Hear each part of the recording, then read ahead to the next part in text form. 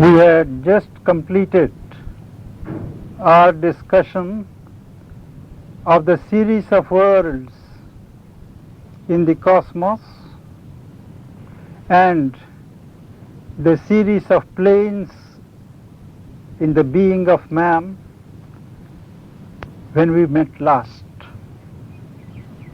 We saw that these series are like a ladder of planes and worlds upon them, plunging deep into matter and perhaps even deeper and rising to the highest heights of cosmic existence and projecting even higher into some supracosmic absolute, as some philosophies aver. Whatever that is, man is not normally aware of these several planes of existence in himself or in the world, for the simple reason that his whole life is based upon, organized and governed by his material consciousness. His life is based upon matter, and it is within the organization of matter that he functions. Looked at from this point of view, man looks quite an insignificant speck in the huge totality of the physical universe. There is indeed a great and mighty movement of time in which his own life looks like a small hour. Wherever he looks round, he sees a mass of forms, movements, thrown pell-mell, getting shaped into some sort of order by the working of certain self-existent laws which man does not first understand. He tries to understand these laws of the physical universe in order, first, that he may tune himself to them, and second, that by understanding them he could better govern his life and eke out some sort of pleasure in his lifetime. This picture reduces human life either to a phenomenon of automatism or something at the mercy of universal forces.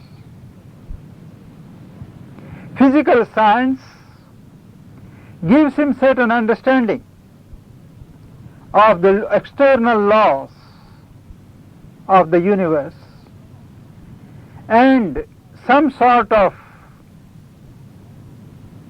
grasp of the functioning of his surface mind and vitality, but little more. However, man has glimpses, undeniable glimpses in himself of another order of existence beyond the physical. He feels those movements. He intuits them, though he cannot explain them. In some gifted individuals, these perceptions into orders of existence that are beyond the physical take a definite shape and govern their life movement. Just as The laws of physical science explain physical phenomena. These individuals seek to understand and to explain to themselves the various occult phenomena into which they are given glimpses. That is why wherever there is a efflorescence of material prosperity and civilization,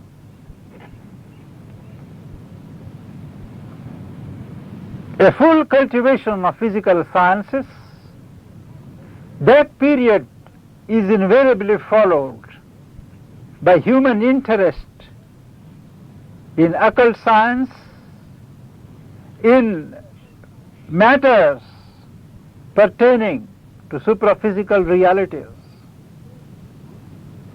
And religion is one such quest. Religion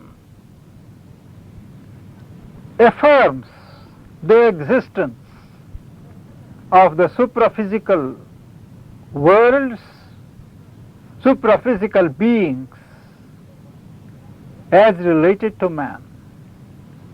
They confirm and strengthen his perceptions of other beings, other movements than the physical. The religion also shows the way to bridge the gulf between the physical and the supraphysical. They assure for man a better and a happier life in the beyond. The present existence is not all, but it can be followed by a larger and a greater existence. Some religions, however, deny any past to the present life. They do not admit any kind of past immortality to the being, but assure that if man takes a particular path, accepts a particular dogma, he has a chance of living in an immortal existence hereafter. There are other religions which do not take so narrow a view, but regard a past and a future to the present. They conceive of the being of man as a developing soul which evolves step by step Godward and pursues a line of development which culminates in a totally different order of life than open at present to man. Some of these have it that the divinity, the Godhead, is something eternally separate from the evolving soul, and the highest that the soul can conceive for itself is to adore the divine, live in proximity of the divine, serve the divine, but never unite with the divine. There are, on the other hand, other philosophies, other religions, which say that the divine can be united with. The soul itself is a spark of the divinity. As it grows, it can attain identity with its parent flame. There are still others which speak of the divine as something impersonal, an impersonal absolute in which one can only merge. Once you merge, there is no further individuality. That means once you depart from the life on earth, you have no further life. Sri Aurobindo accepts the vision and the perception that the divine is all these. Divine is not imprisoned in the personal status or the impersonal aspect. It is both and transcends either. It is open to man, it is open to the human soul to choose its line of union with the divine. It can choose to play at being separate in the background of unity. It can, in one part of itself, repose in the impersonal, in the eternal status, participating at the same time in the dynamic personality of the divine.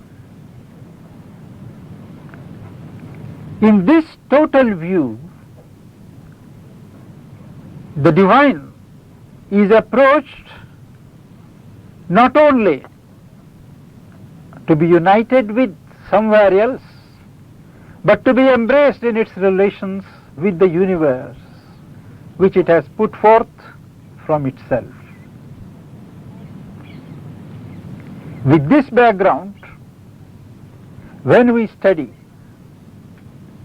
the different gradations of the individual and the cosmic existence, the first fact we see inescapably is the materiality of life.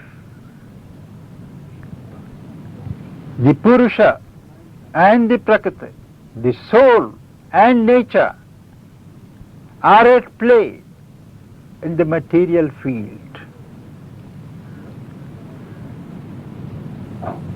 Whatever consciousness is there, has evolved, is always occupied with material interests. It never goes beyond the material horizons. In the human being, there is a touch of mentality. There is a play, a surface play of vitality. But both mind and life are subservient to the physical.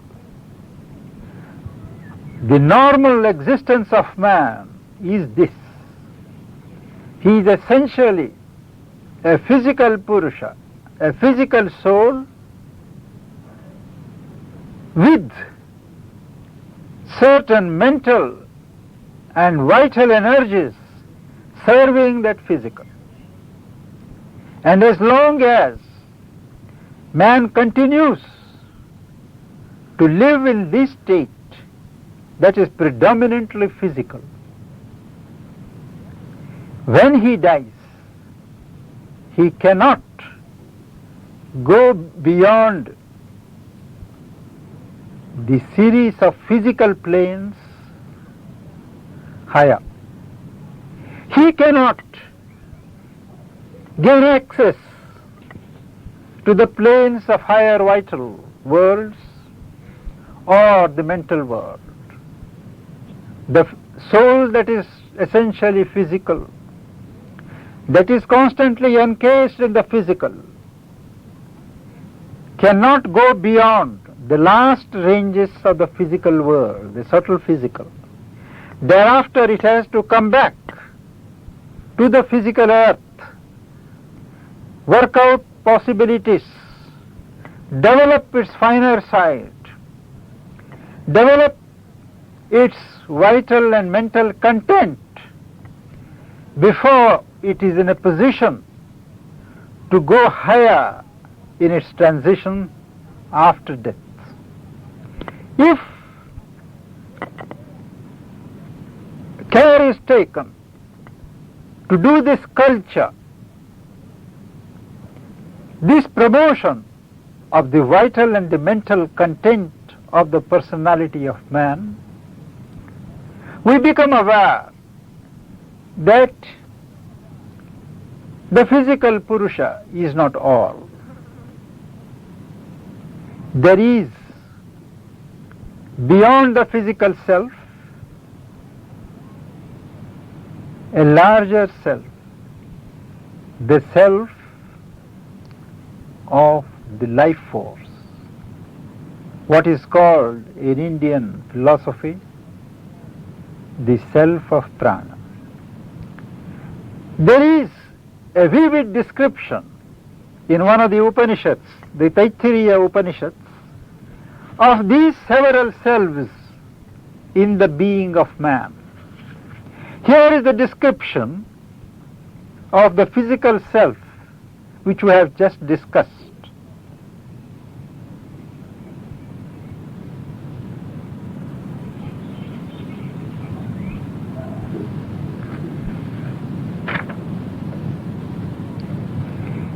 In the Upanishadic thought, food denotes matter. Verily, all sorts and races of creatures that have their refuge upon earth are begotten from food. Thereafter, they live also by food, and it is to food again that they return at the end and last. For food is the eldest of created things, and therefore they name it the green stuff of the universe. Verily, they who worship the eternal as food attain the mastery of food to the uttermost. Food is the eldest of created beings, and therefore they name it the green stuff of the universe. From food all creatures are born, and being born they grow by food. Lo, it is eaten and it eats. It devours the creatures that feed upon it. Therefore it is called food from the eating. Now behind this self of foods, there is a second and inner self which is other than this, that is the substance of food, and it is made of the vital stuff called prana. And the self of prana fills the self of food. Now the self of prana is made in the image of man. According as is the human image of the other, so is it in the image of man. The gods live and breathe under the dominion of prana, and men and all these that are beasts. For prana is the life of created things, and therefore they name it the life stuff of the all. Verily, they who worship the eternal as life reach life to the uttermost, for prana is the life of created things, and therefore they name it the life stuff of all. And this self of prana is the soul in the body of the former one which was of food. Deeper than the physical self is the vital self. This vital self, of which we are not fully aware yet, but we are aware only indirectly through its projections in the form of desires, movements of life force. It is organized on its own plane, in the life plane, just as the physical Purusha is organized on the material plane whereupon we live. The vital self is fully organized on its own plane, but it does not get the scope and the facility to function on its own in man as long as he stations himself on the level and the base of the physical, in the measure in which by his inner discipline, by will, he can separate himself from his physical involvement, separate and rise above the physical self, he becomes conscious of the vital self. He finds himself in the vortex of a mighty movement of life forces and energies which fill the universe. He has the feeling of something in him floating in the universe along with the life force. He becomes aware and he perceives how the different subtle energies behind the physical ones work in this world. By his will, he can direct his vital energies or his part of the vital energies on others. It is this way those who have acquired a certain individuality in the vital realm, who have contacted the source of vital energies in their own soul, that they can direct the healing forces of vitality towards those who are in need of it, those who are sick, those who are mentally sick, habitually in need of this energizing stuff, those who need to feel the joy of life. They can be influenced, they can be helped by those or by one who has access to this vital Purusha. In other words, one who activizes his vital Purusha in his living personality, who dynamizes the vital force in his nature, towards him all beings stir. Because when they come in his ambience, they feel a certain feeling, they feel uplifted in a certain way, they feel nourished. But that is not all. This going deeper, one realizes that this vital energy itself is directed by another Purusha, another soul, another self, the mental self. As the same Upanishad observes,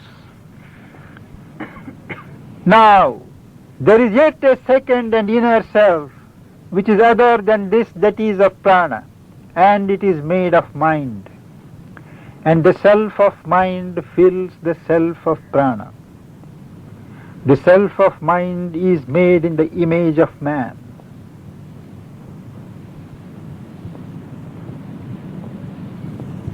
The delight of the eternal, from which words turn away without attaining, and the mind also returns baffled.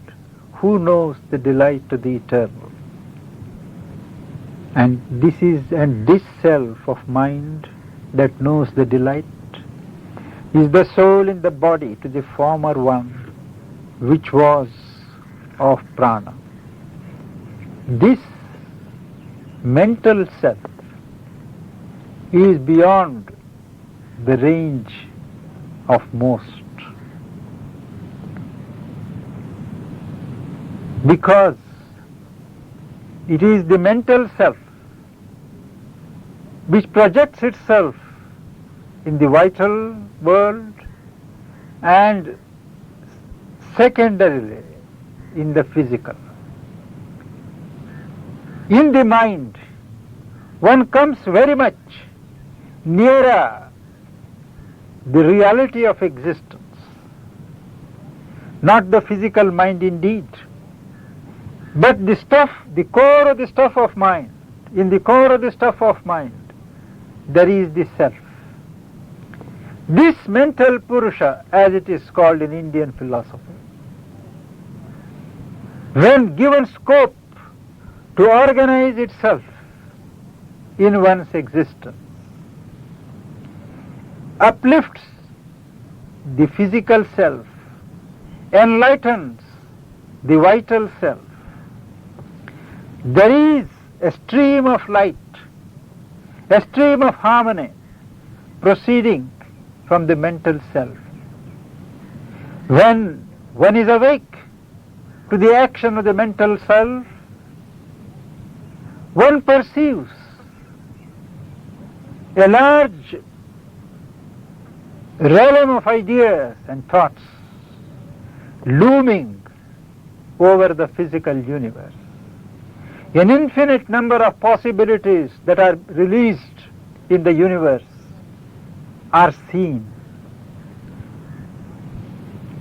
The division that is so inconvenient on the physical plane is entirely absent on the mental plane. Your mind, my mind, there are no barriers. In the measure in which the mental Purusha is real to me, my mind reflects what goes on in your mind. And wherever I will it, my mind grasps what is in the particular mind that I want to know. There is a continuous interchange which can be made conscious. One can influence the thoughts of others, implants one's own thought in others with great facility. This is the awakening and the activizing of the mental Purusha.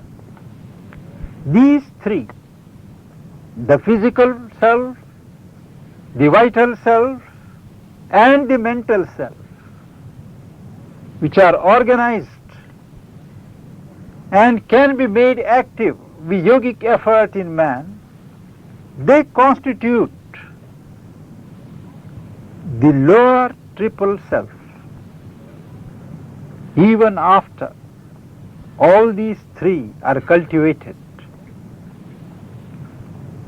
man is still in the realm of the triple world of ignorance. The shadow of ignorance is still there because nature, Prakriti, still rules the Purusha. The self has not attained a mastery over the nature as long as it is confined to this triple formula of matter, life and mind. The soul has to exceed this formula, go beyond it in order to get real liberation and victory over nature, leading to an eventual transformation of nature. That will be the theme of our next talk.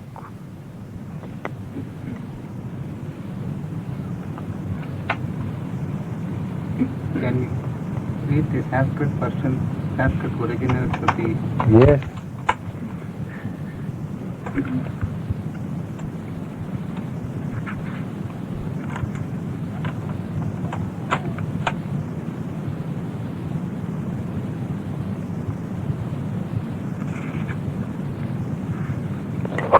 The Sanskrit originals of the portions which we read now, Annadvai prajaha prajayante yakascha prithivim shritaha atho anneneva jivanti athainadapi atyantataha Annam hi bhutanam jeshtham tasmat sarvaushadham uchyate. Sarvam vai te annam apnuvanti. Ye annam brahmopasate. Annam hi bhutanam jeshtham tasmat sarvaushadham uchyate. Annat bhutani jayante jatani annena vardhante adyate tit bhutani tasmad annam tad uchyate iti. Tasmadva etasmad annarasamayat अन्यो अंतरः आत्मा प्राणमयः तेनैष पूर्णः सवा एष पुरुषविदः एव तस्य पुरुषविदताम् प्राणं देवा अनुप्राणन्ति मनुष्या पशवश्च ये प्राणो हि भूतानाम् आयुः तस्मात् सर्वायुषम् उच्यते सर्वं एव च आयुर्यन्ति ये प्राणं ब्रह्मोपासते प्राणो हि भूतानाम् आयुः तस्मात् सर्वायुषम् उच्यते इति. तस्मात् सर्वायुषम् उच्यते इति. तस्यैष एव शारीर आत्मा यः पूर्वस्य तस्माद्वा एतस्मात् प्राणमयात् अन्योन्तर आत्मा मनोमयः तेनैष पूर्णः सवा एष पुरुषविदः एव यतो वाचो निवर्तन्ते अप्राप्य मनसा सह आनन्दं ब्रह्मणो विद्वान् न बिभेति कदाचनेति तस्यैष एव शारीर आत्मा यः पूर्वस्य.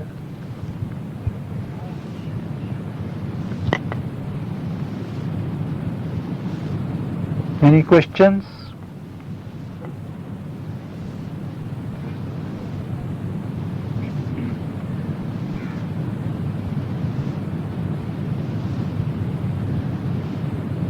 In regard to the intermediate stage after death and before the next birth, what is the development needed in order to attain to the higher altitude of that intermediate stage?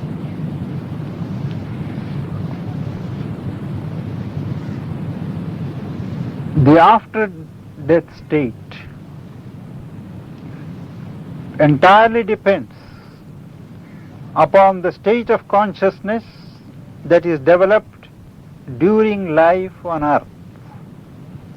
If our vision, our interests, our consciousness is entirely physical, with the life and the mind only as an X to the physical, the soul cannot go beyond the frontiers of the subtle physical. If it develops here a mental life, if it becomes conscious of the vital life, directs it, makes the vital and the mental life real to itself, organizes, as Sri Aurobindo would say, around the self, governs them from the self, or in our language, builds up a mental and a vital personality, then alone he gets access to the vital and the mental worlds. As one develops and organizes here on earth, you get the passport, so to say, to enter those worlds above. Otherwise, the soul just drops down. It becomes too much for it. Just as an animal, when it dies, it simply cannot go beyond the earth atmosphere. It goes almost immediately back into another animal body. But the humans, once having arrived at the human stage, the soul automatically leaves the earth atmosphere, goes to the subtle physical. But further passage depends upon the consciousness that is developed here.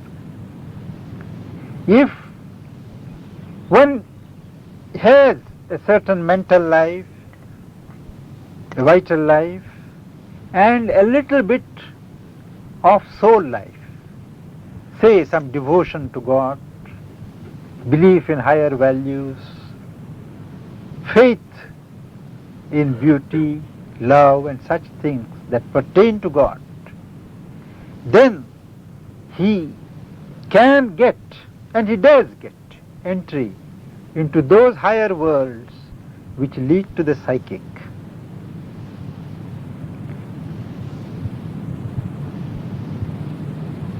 It is said in certain scriptures that only by remembering God or repeating the name of God at the time of death,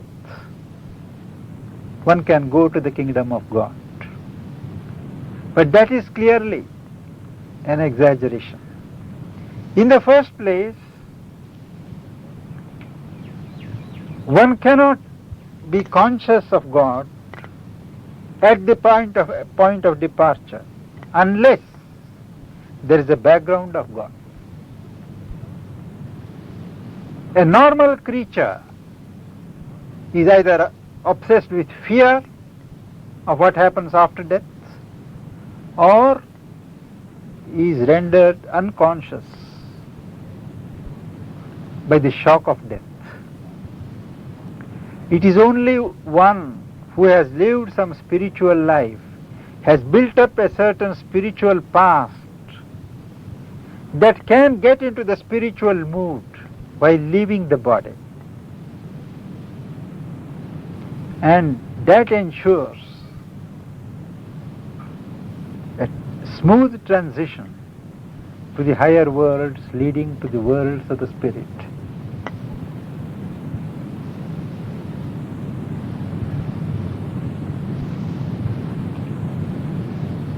In the West, at least, there's a whole mythology built up around the idea of people at the last moment having faith, and especially Christianity, there's a specific thought where a person who's been a sinner all his life, speaking Christian, will suddenly, at the last moment, turn to God, perhaps because he has that falls away when he thinks he's dead. And Sri Aurobindo here speaks of behind every exoteric religion there's an esoteric yoga. And also in Christianity there's the idea of last rites, where just before, even if a person has never been baptized into a religion, into the Christian religion, even if just before he dies he's baptized and he's saved. Could you comment on this in the light of this? As long as this sort of thing is only a religious ceremony, it has no spiritual significance. But if there is even a moment of repentance on the part of the person, that is enough to ensure a departure from the past and to evoke a protecting influence from the guardian spirits. But it is irrespective of the religious ceremonies. Religious ceremonies have really no meaning in this context. But this sort of ritual at times has an effect of awaking that sense of repentance, sense of asking for forgiveness of God. Insofar as it does it, and it is not merely a mechanical ritual, it can be said to have a meaning. But normally, it is treated as a function of the priest, and it is termed a dry ritual. That in the moment before death, perhaps the most common emotions would be either incontinence Or fear. Might it not also be that at this moment, a person who would normally have felt himself in a very severe shell all of his life, would not accept the other reality, might at that moment, when he has nothing to lose, suddenly have an opening, a very strong opening. What happens when such openings come is the soul pushes forward. The soul within, which is always conscious of the supraphysical realities, of the life, positive life beyond, it casts a ray, it casts a reflection, and the mind opens to it. All this provided man is in a condition to be conscious at that time. It is only a yogi or a person who is capable of certain detachment that can leave the body consciously. Very rare that persons consciously depart from the physical body. They just lose the consciousness and wake up after some time, and they don't even realize that they are dead. They look, it seems they look for the body. Where is the body? And that is the time of great pain, when they find that the body is not there, and all kinds of beings and elemental forces, they rush upon it. Defenseless body, defenseless being, soul. The subtle physical body is there, defenseless. It is there if the habit is made of remembering the divine or who represents the divine. That memory, that evocation, if it has been made a habit during lifetime, that comes there at that time. And it acts as a light, as an armor, protecting the subtle physical body from the attacks, multifarious attacks of the beings of the supraphysical world.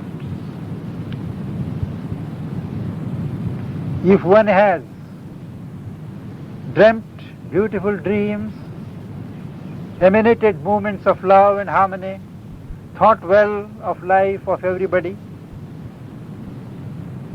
he finds himself in an ideal world where things are beautiful, things are harmonious. If one on earth has been accustomed all his life to find fault, to criticize, to look always at the dark side of things, to always surround himself with dark thoughts, depressions, harmful imaginations, well, he finds himself in what are called the sunless world. These are the heavens and the hells of which religions speak, the traditions magnify. Each man, this is the sense in which Sri Aurobindo says that each man carries his own hell and heaven. As we sow here on earth, we reap there. And on each plane, the subtle physical, the vital, the mental, each plane has its own hells and heavens.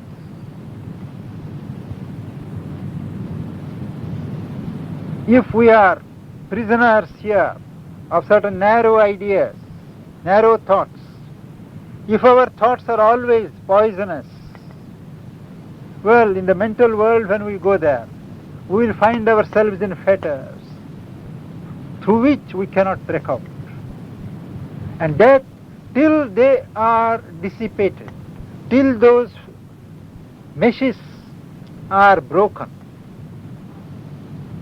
that is what is called working out the mental karma and shedding the mental sheath. The shedding of each sheath is to neutralize and cancel the remnants of the karma of that particular part of the being while on earth. They pursue one, and it is only after all these sheaths are dissolved that one is free to go to the psychic world for rest.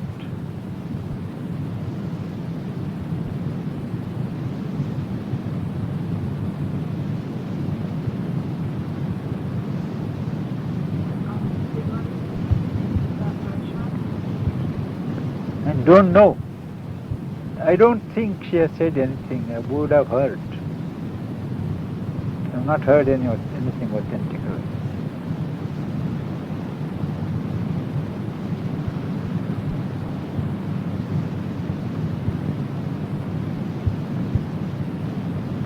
But many have felt a certain golden influx in the atmosphere.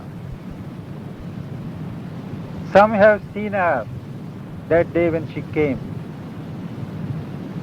Small, pretty girl of gold. Some have seen golden star. Obviously, a strong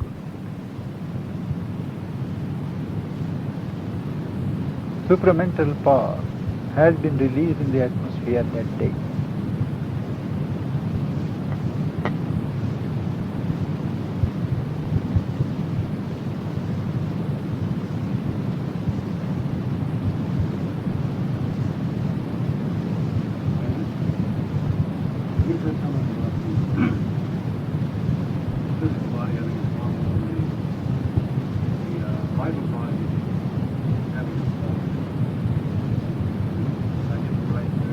The physical self having a form, the vital self having a form, the mental self having its own form.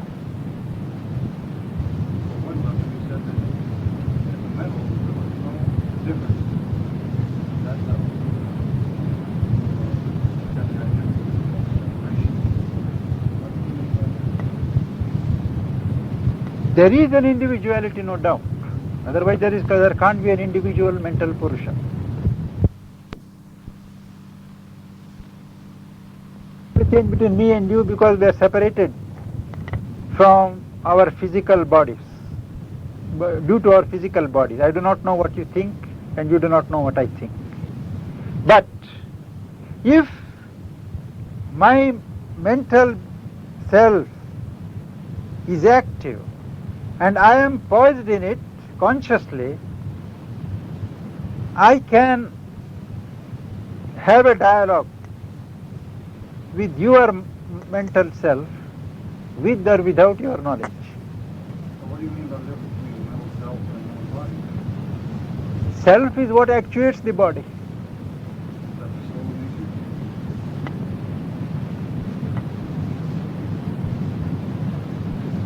At every level, the Supreme Self, individualized, poises itself as the self, and there is the nature. On the physical level, vital, mental, even on the spiritual levels. This double poising as nature and as soul is necessary for purposes of manifestation.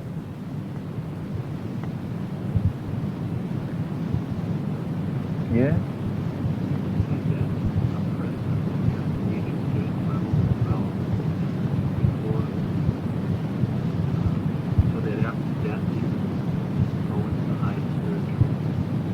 Yes. You talked about how after death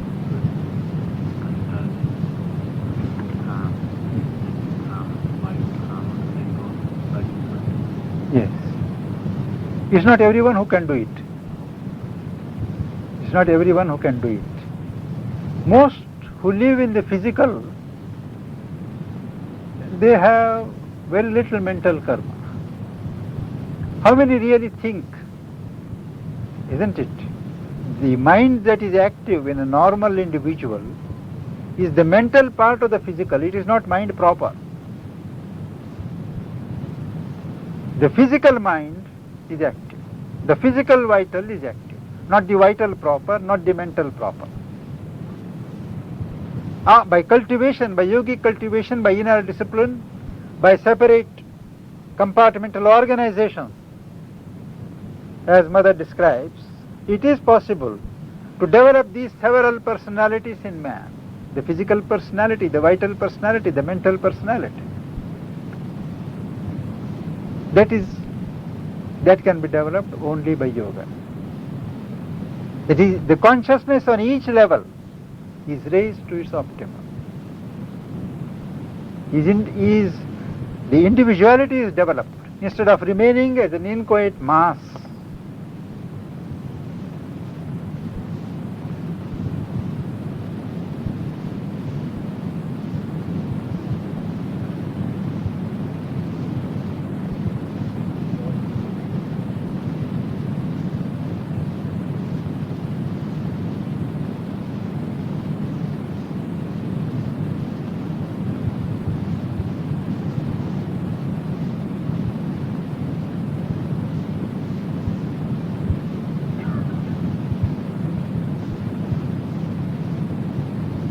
Death is a negative conception, and an integral yogin is always called upon to look to the positive side of everything. It is only as it dwells in the positive sides that the negatives lose their force. And once the yogin develops his life positively, death does not claim any thought. Death reveals itself as but a process of life, as a change of vesture. One thinks of death when one is afraid of death. In yoga, there can be no fear of death, because almost the first lesson is to separate oneself from nature and identify oneself with the soul, which is immortal. So the more one becomes conscious of the immortal element in oneself, poises oneself in that consciousness, death loses its terror. Death can only provide an interesting field for research for those who are curious. But certainly it has no claim over the mind of man till all other subjects are exhausted.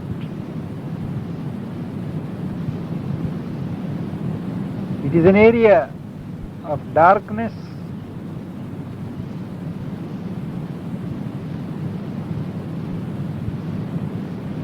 into which one need not enter until one is in possession of the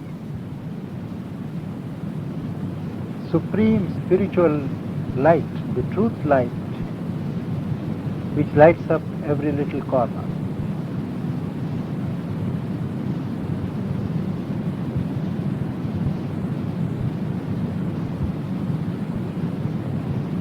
As a student of Savitri, you would have observed that the book of death is hardly a few pages, isn't it? In Savitri,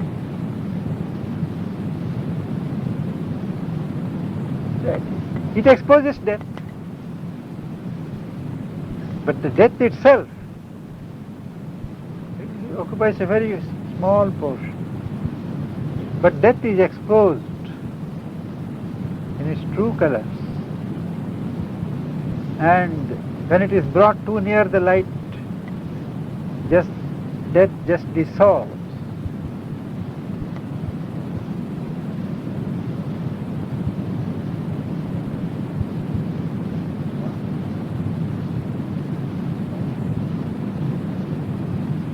Yes. That is, it was done not as a part of his individual yoga, but as a representative of the aspiring earth. He had to go through all the different levels of existence in order to have the experience and exhaust it, so that he had the right to call the highest to come down. You would have seen that in his individual yoga all these things are not mentioned. But when he starts as a traveler of the world on behalf of the collectivity, it is there that he is obliged to go down and down the abysses of subconscience, inconscience and nations, till he touches the nadir of the depths.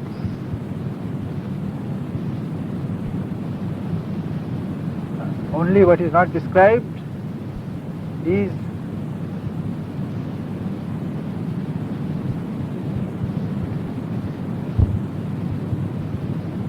beyond that nadir, there are the realms of light. It is Mother who has emphasized that aspect.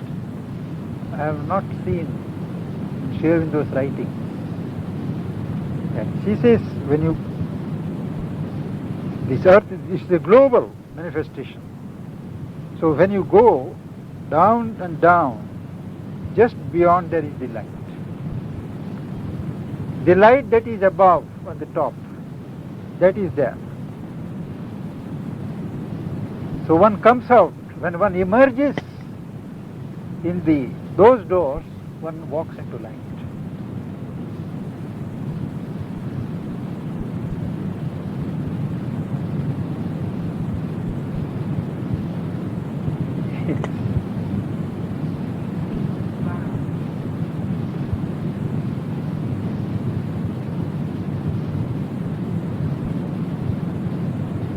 If infinity is a truth, this has to be.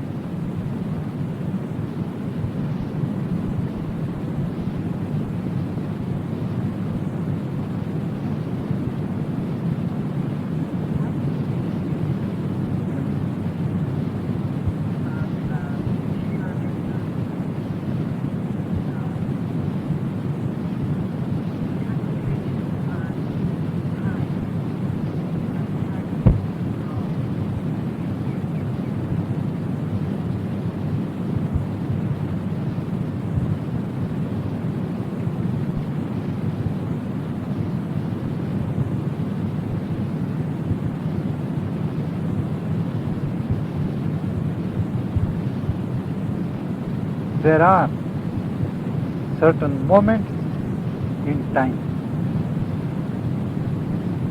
which are pregnant with definite possibilities, rich possibilities. Some are blank from that point of view. Some lead to bad things, some to splendid. What we in India call muhurta, what you would call the auspicious hour or the pregnant hour. So he must have seen, he must have waited for that moment to arrive. When to depart would lead to the richest consequences for humanity. In our epic Mahabharata, there is the legend that the elder king, the patron of the Kurus, respected by both sides, he had to lie on a bed of arrows for 6 months waiting for that moment to arrive. particular moment when he would lift the body, the idea was that he would go straight to the world of sound. But it was 6 months ahead. And he as a warrior had to have the death of a warrior. So, it is beautifully described, thrillingly described, that his disciples, they discharged arrows after arrows from their bow. And the arrows fell. And slowly a bed was created. And on that bed, this old warrior must have passed more than 200 years old. He spread himself and waited for that auspicious moment he arrived. And it describes how the whole assembly of 4 friends, they met together and they waited. And then a lot of discourses are put in now, extolling the virtues of life,